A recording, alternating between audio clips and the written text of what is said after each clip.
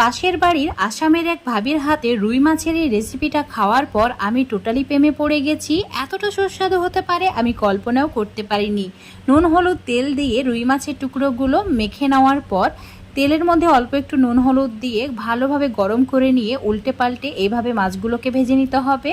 তারপর ওই তেলে কিছু আলুর টুকরো ভেজে নিতে হবে লালচে করে। এবার কড়াইয়ে সর্ষের তেল গরম করে নিতে হবে, তার মধ্যে দিয়ে দিতে হবে 5 ফোড়ন, শুকনো লঙ্কা আর কাঁচা লঙ্কা। লালচে করে ভেজে নিয়ে অ্যাড করে দিতে হবে বেশ কিছু পরিমাণে টমেটো কুচি, তারপর নুন হলুদ লঙ্কা গুঁড়ো মানে কাশ্মীরি লঙ্কার গুঁড়ো, তারপর ভালো করে কষিয়ে নিয়ে অ্যাড করে দিতে হবে ভেজে রাখা আলু। আবারও কষিয়ে নিতে হবে, পরিমাণ মতো 2 কাপ জল দিয়ে আলু সেদ্ধ হওয়া পর্যন্ত অপেক্ষা করতে হবে। আলু সেদ্ধ হয়ে গেলেই ভেজে রাখা মাছের টুকরোগুলো অ্যাড করে দিতে হবে। লো ফ্লেমে 5 থেকে 6 মিনিট রান্না করে নিতে হবে। তারপর অল্প একটু ধনেপাতা লেবুর রস অ্যাড করে দিয়ে চুলোটাকে অফ করে দিতে হবে। 5 মিনিট পর দেখতেই পাচ্ছ কতটা লোভনীয় হয়েছে। অবশ্যই ট্রাই করবে।